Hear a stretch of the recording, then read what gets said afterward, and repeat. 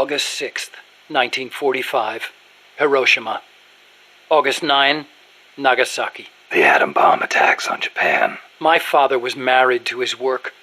I don't have a single memory of going places or doing stuff with him on weekends. But even as a kid, I knew on some level that it was for his family. I respected him. My mother used to tell me all the time, "Your father is a brilliant scientist. He saved countless American boys from death. You should be proud of him." Yeah. You could say the war ended because of those bombs. When I was in the 5th grade, a Japanese student transferred to our class. She showed me photos of Hiroshima after the bomb. I couldn't believe my eyes. A city of over 350,000 people reduced to a scorch mark on the ground by a single atomic bomb. Houses blown off their foundations, burned to ashes. The only things left standing were the skeletons of steel-framed buildings. And it wasn't just the buildings. Blackened corpses on the side of the road. Survivors covered head to toe in severe burns. Within a few months, over 70,000 had died in Nagasaki, twice that in Hiroshima. For years after that, I couldn't talk to my father. Couldn't even stand to look at his face. I know how you feel, Doc. But your father's your father. If he hadn't worked on that project, my body wouldn't be like this. I could be researching something else. I could have lived a normal life.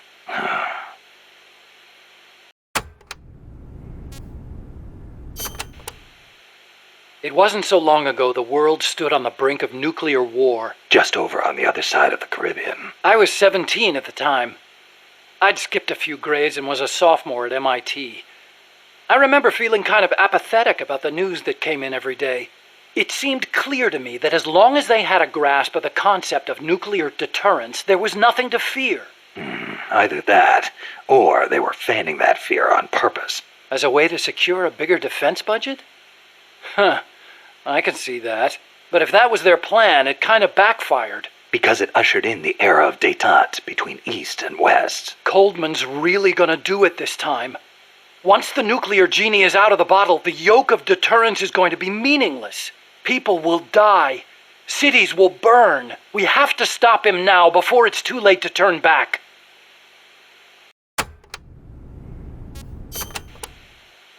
So you've been doing nuclear research your whole life? No, not really. At first I wanted to be an aerospace engineer. For me, the Sputnik launch was a good shock, not a bad one. I thought the age when science was used for war was over, and that a glorious age of space exploration was dawning. The year I skipped ahead and got into MIT, Gagarin went into orbit, which made me more excited than ever. Of course, even back then, I knew the space race was just another facet of the Cold War. Moscow had a leg up on us, and we were desperate to catch up. I know. But for me, it was a happy time. I joined NASA, got to do the kind of research I loved. Our nation's prestige hinged on our work. They gave us whatever resources we asked for. I knew you could turn a rocket into an ICBM by fitting it with a nuclear warhead, but that didn't bother me so much. It didn't last long, though. The space and nuclear arms races took up enormous sums of money. America beat Russia to the moon, but that's where it ended. Then came détente. Exactly. NASA's budget was slashed as a result. My father being a nuclear expert and all, they put me to work on a more obvious deterrent: missiles. At NASA, I'd been researching a locomotion system for lunar exploration. Tires aren't suited to driving around on the moon, you know. And that's how I caught Coldman's eye.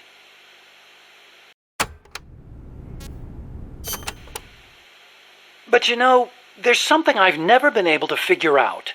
Is the Cold War really a war, or is it really peace? Doc, what do you... People called it a Cold War, but I disagreed. Sure, nuclear stockpiles are increasing, threats are multiplying. The US and the Soviet Union have enough power to destroy the human race 100 times over. But nobody's actually being killed. Small-scale conflicts and proxy wars, maybe, but nuclear deterrence has averted another world war. The world's far more peaceful today than it was before, and the breakthroughs we've made in space exploration, thanks to Cold War competition? Fantastic, don't you think? No. We didn't need to rush into space like that. Go Going into space may have been mankind's dream, but good people were sacrificed in the scramble. Maybe so. NASA's definitely got some skeletons in its closet. Same goes for the nuclear arms race. Atomic testing has killed civilians and exposed thousands to radiation. Believe me, I know. And now, this. What peace was I trying to protect anyway? The more I think about it, the less I understand.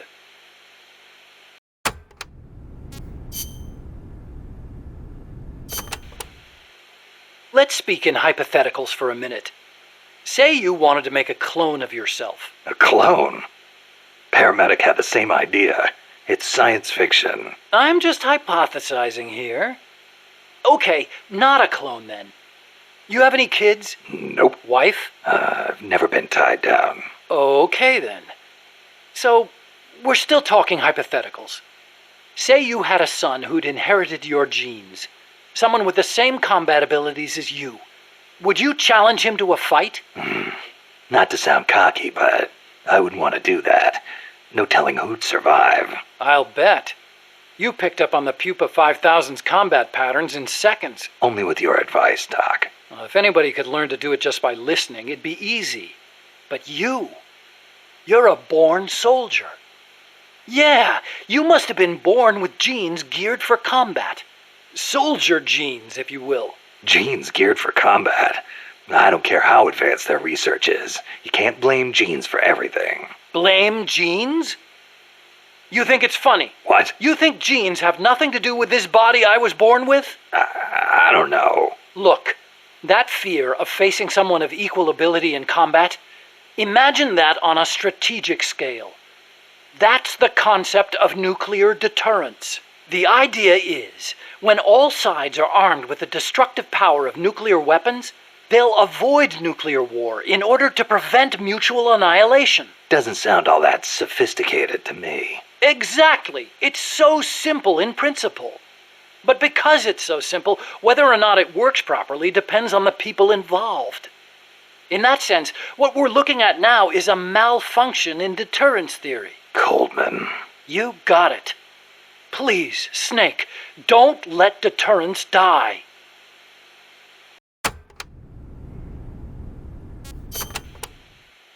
Nuclear deterrence means preventing the use of nuclear weapons in conflicts between states. But what about other situations? Like what? Terrorism has been on the rise in recent years, from separatist movements to far-left extremists. What would happen if nuclear weapons fell into terrorists' hands? Without a state, that is, without territory of their own, the chances of having nukes used against them are slim. They have no reason to fear a nuclear strike. Conversely, they have no reason to hesitate to use nukes against their adversaries. You've got a point. All the ICBMs and strategic bombers in the world amount to nothing against a terrorist group. Right. Of course, this is all still hypothetical. Countries keep their nukes under tight watch. There's no immediate danger of terrorists getting their hands on them. But the day may come when the proposition of nuclear terrorism makes nuclear deterrence theory a dead letter. Nuclear terrorism. Interesting.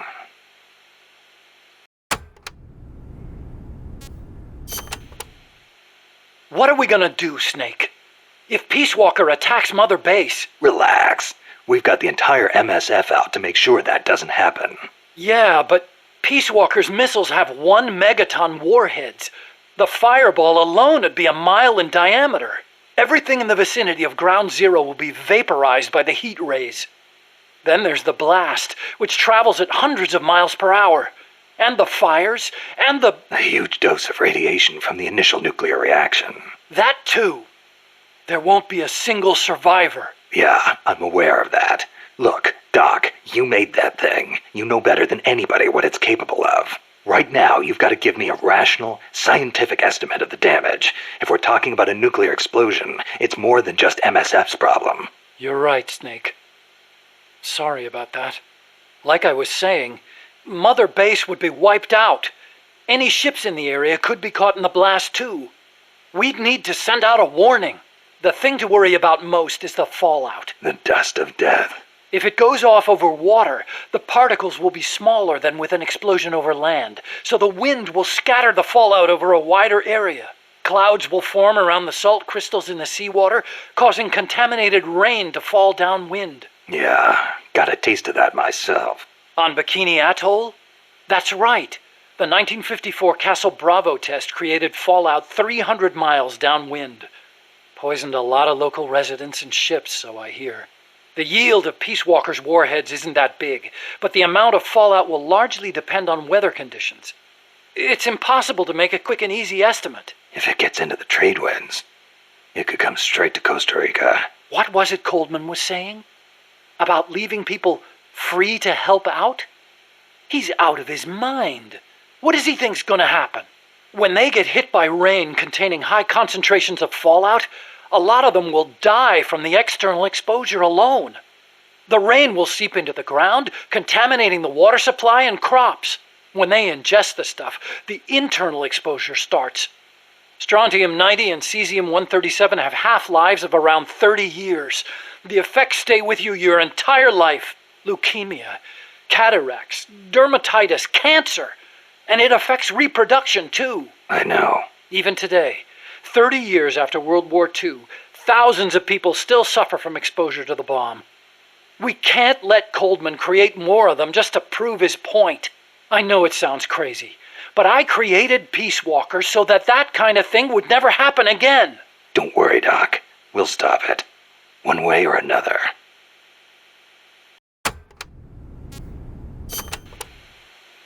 I gotta say, I'm surprised you helped us arm Metal Gear with nukes. What of it? Don't get me wrong, I'm grateful and all, but you sure about this? They may be for MSF self-defense, but they're still nukes. It's essentially the same thing as Peace Walker, which you despised. See, that's exactly it. What is? You don't hide your motives. You tell the truth. That's what makes you different from those CIA bastards. They lay on the charm, win you over. And then, when things get hairy, they turn their backs on you. I'm just telling it like it is. Which is why I get the feeling that you wouldn't be stupid enough to use them. Okay, I'll come out and say it. I trust you. You give me too much credit. You think so? Besides, there's more uses for bipedal locomotion technology than weapons. We make it small enough, and it could have applications in robotics and prosthetic limbs. Maybe one day I'll even be able to walk. Nice thought. I want to stand on my own feet, be master of my own fate, and I'll use your strength to help me do it. If you don't mind, of course. Nah, it's a fair enough deal. Thanks. People can change, I know. But I trust you, Snake. I trust you to be the guy I know now.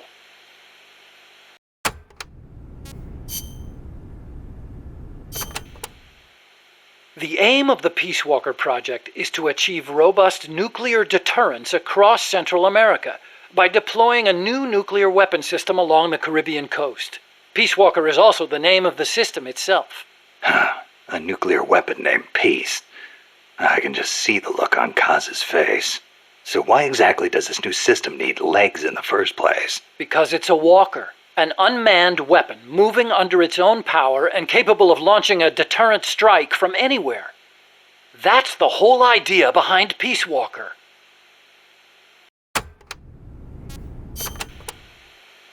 The reason Peace Walker is a mobile nuclear weapon system is to maximize its potential as a nuclear deterrent. How so? If need be, Peace Walker can stay constantly on the move so that the adversary can't pinpoint its position. That allows it to avoid preemptive enemy strikes. So you're saying it keeps the retaliation card in play? Coldman likes to brag about it in this way. Like a land-based version of an SSBN. And there's another reason for them to be mobile. Peace Walker also has a self-destruct function.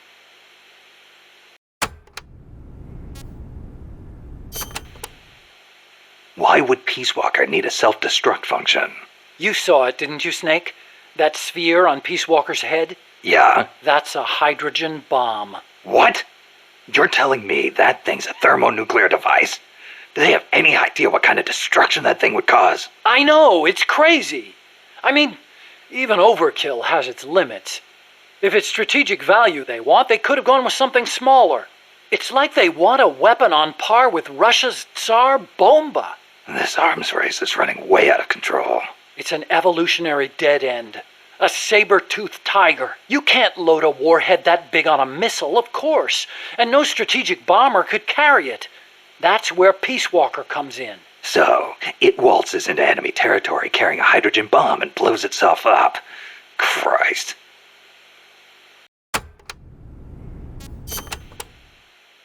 The biggest nuclear warhead ever actually detonated was the Soviet RDS-220, nicknamed Tsar Bomba. It had an estimated yield of 57 megatons, 10 times as much power as all the explosives used throughout World War II.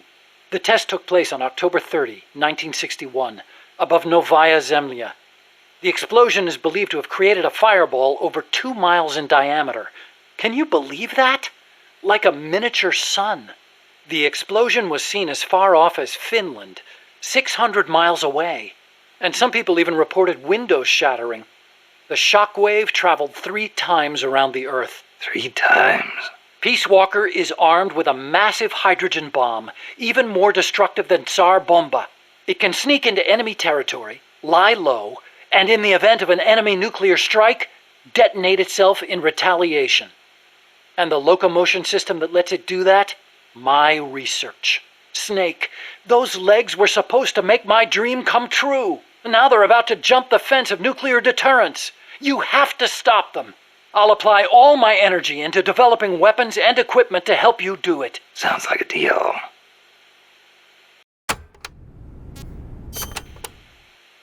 What made you put an AI into Peace Walker? Well, for one thing, because it can't be manned. Peace Walker's designed to enter enemy territory and blow itself up, if necessary. You can't put a person inside a weapon that could blow at any time, can you? So we equipped it with an AI instead. That's strangely humane of you.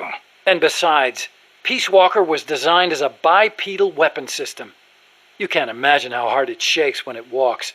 It'd turn a man into mush. Plus, when launching a nuclear missile, it has to perform ballistic calculations in real time. See? Because it's always moving. Hold on. If that's all it does, then a high-performance computer ought to do the job. It doesn't need intelligence. That's a very good point, Snake. Which brings me to the real reason. Peace Walker needs AI to make decisions regarding nuclear retaliation. It's what ensures perfectly mutual assured destruction. I've heard all this before. You want a war between machines? We'd never actually launched the first nuke, of course. It's strictly a counterattack system. Only a politician could make such an illogical decision as starting a nuclear war.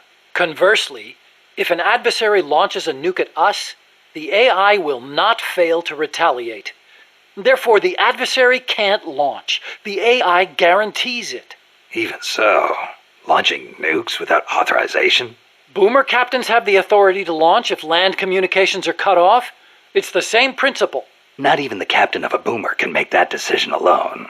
The way I heard it, that's the only situation where insubordination is allowed. Only because humans are imperfect. That's Coldman's line of thinking. You're saying that machines don't make mistakes? That's a myth. Worse than that, it's blind faith. We wouldn't put our fate, into the hands of any ordinary machine. That's what the AI is for. The decision to launch a retaliatory strike requires high-level judgment. You have to take into account not only the state of the war, but the entire world. And sometimes, you need to make a guess based on incomplete information. Huh. You think an AI can do all that? Yeah. At least Dr. Strangelove does.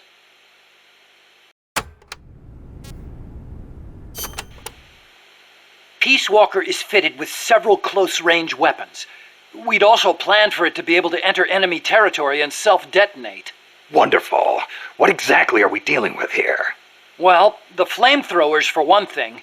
One in the front and one in the rear. Then there are the S-mines. They're like cluster bombs. It scatters them from its leg hatches. If you see those open, you better clear out quickly. And finally, the rockets. These can travel quite a distance, so stay sharp. On the other hand, it can't fire them from too close. But then again, there are those flamethrowers. It can also use its legs as weapons against any infantry on the ground. Ouch. But remember, Peace Walker technically isn't complete. With just the reptile pod, it can only perform relatively simple maneuvers. They've got certain quirks, too. What's more, look carefully and you should be able to predict which attack is coming next.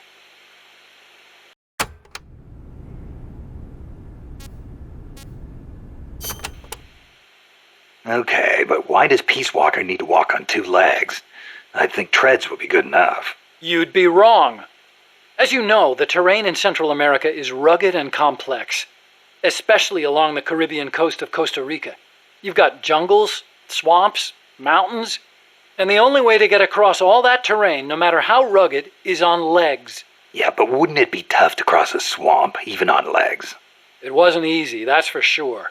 The reason we picked Costa Rica as a proving ground is because we can test it on every type of terrain.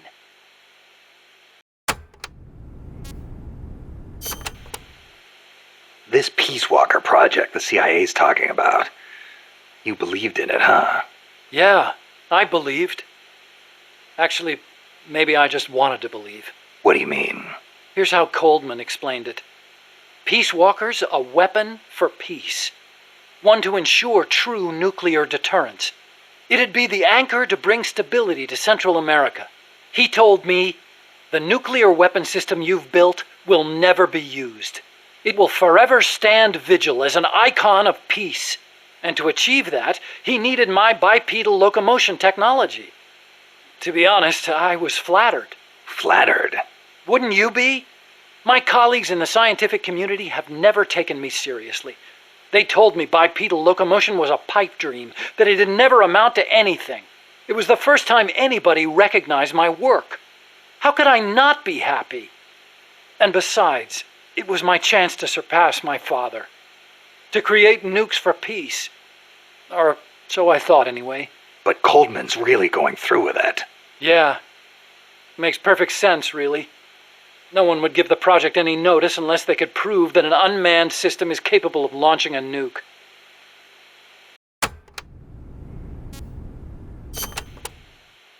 Why is Coldman going to launch a nuke?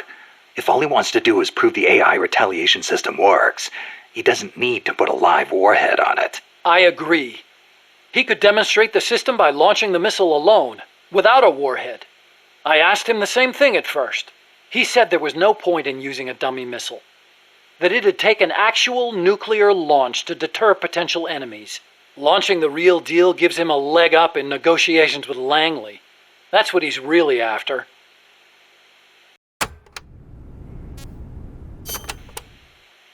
I based the bipedal locomotion technology used in Peace Walker on Soviet research. Actually, I'll be honest with you. I stole most of the basic ideas behind it. Soviet? Bipedal? You mean Granin? You know him? Yeah. I met him at his lab in Russia. He helped me out a little bit. You met him? What were you... He was head of the Granin Design Bureau, creator of countless Soviet weapons. I'd hit a wall in my research at the time. Granin's ideas solved nearly all my problems. There's nothing unusual about using somebody else's work to further your own research, is there? As long as you cite it, yeah. But I wasn't in a position to do that. His research was classified at the highest level. Soviet research, no less. So, you used it without telling anybody? I wanted to show up my colleagues for once. The ones who never took me seriously. But you reap what you sow. Coldman seized on that vulnerability. Told me if I quit the project, he'd expose my larceny. He had you by the balls, Doc.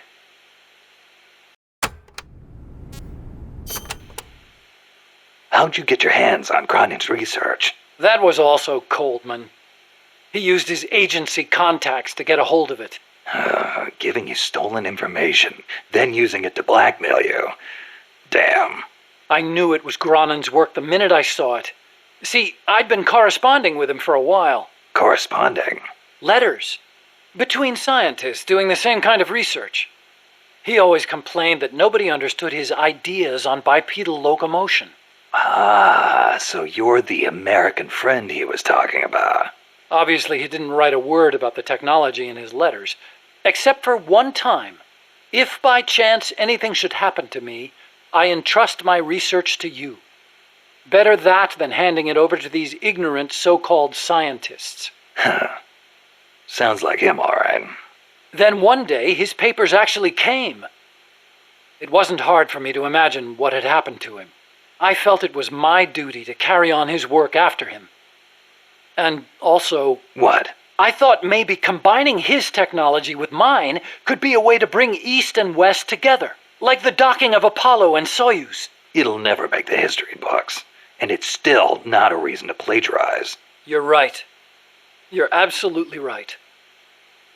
I never had the courage to tell the truth, that's all. I always looked for excuses to cover it up. Until now. Huh? You told me everything. You're no longer a coward.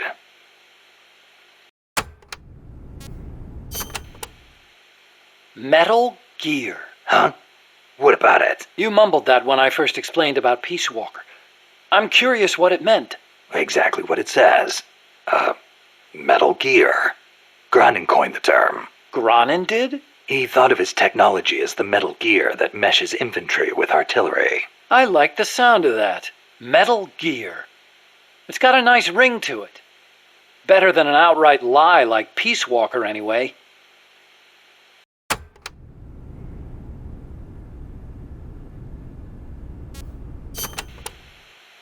Those papers the CIA gave you, was there any data on the Shagohod in there? Shagohod? A nuclear tank that launches IRBMs. It competed against Granin's system for approval. Oh, the thing with the rockets.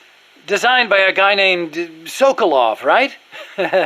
What's so funny? No, I was just remembering some of the commentary Granin added to the Shagohod papers. You should have seen the way he badmouthed it.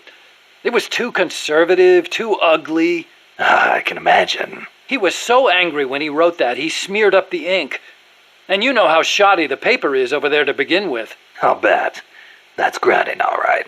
Imagine accelerating the launcher itself to 300 miles an hour to extend the range of an IRBM. As stupid as it sounds, it's a hell of a concept. Who but the Soviets would think of using a tank as the first stage of a rocket? I actually took a cue from the Shagohod when I developed the Pupa. That hovercraft thing? You stole that one, too? Give me a little credit. I only borrowed the concept. The technology is original. As it turned out, hover technology wasn't enough to handle all the terrain in Central America. It relied too much on brute force. But the Shagohod was a major threat. That thing could corner like you wouldn't believe. Built pretty tough, too. You sure know a lot about it. Yeah, it almost did me in. I couldn't forget it if I tried. Did you in? So you were the one who took it down. Wow! You really are amazing. I didn't do it alone. No, seriously, thank you. We might not be here today if they'd begun mass-producing that thing. Then again, they're hard at work now miniaturizing nuclear warheads. Pretty soon they won't even need an accelerated launcher like the Shagohod. Great. That means they're that much closer to being able to launch from anywhere in the world.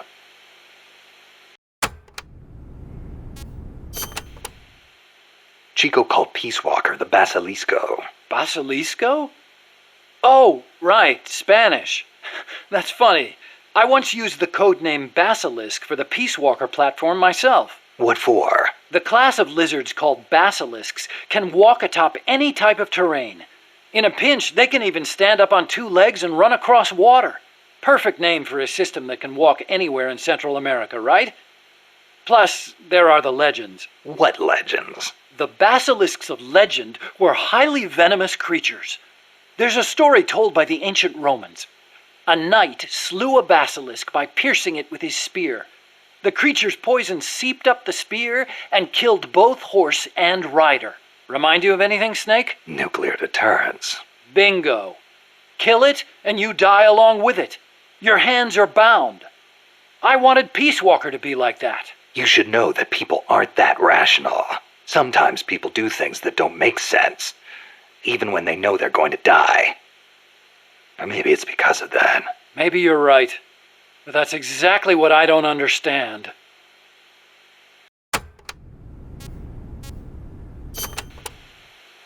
We call it the reptile pod for a reason. The parts of our brains that govern basic life and reflex developed ages ago, when our ancestors were still reptiles. We were reptiles? Well, only at one stage of our evolution. The theory was proposed by the neuroscientist Paul MacLean. Huh. The reptile brain corresponds to the brainstem and basal ganglia in our brain. The reptile pod also incorporates the functions of the cerebellum. So basically, it's the deep parts of the brain. Dr. Strangelove came up with the name.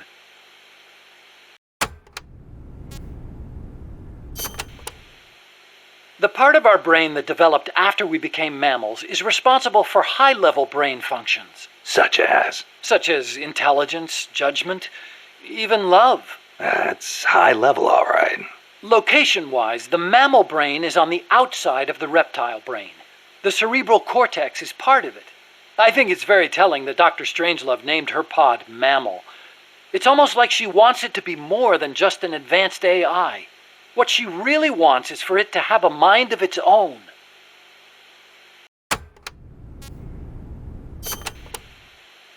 Snake, how much do you know about the U.S. Homeland Air Defense Network? I don't know much about what goes on up in the sky. What I do know is that NORAD tracks Santa Claus on its radar. Nice one. I didn't know you were a comedian, too. Huh? No, I'm serious. It's true, NORAD tracks his... Listen to me. Every December they set up a hotline and... Okay, I get it. He's real, I tell ya. He used to bring me presents and...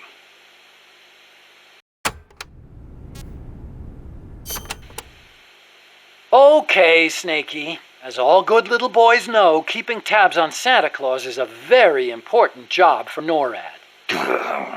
But they also have another mission, the one they were created for. And the system they set up for that has been hijacked by Coldman. You mean Peace Walker's fake data transmissions? NORAD's early warning system is composed of DSP satellite-mounted infrared sensors and an array of surveillance radar stations across North America. The network sends out warnings to NORAD at Cheyenne Mountain, where the data undergoes human evaluation. Peace Walker, on the other hand, has to make its retaliation decisions autonomously. So it's set up to automatically receive the same data as NORAD through covert channels. Those channels were also used on the test platform to telemeter the AI's decision-making. Peace Walker reversed the system to transmit a fake warning about incoming nuclear missiles outside the usual exercise schedule. I mean, the system could have used better safeguarding. Nobody's going to argue with that. But cracking the AI? That seemed unimaginable. And you can see what happened.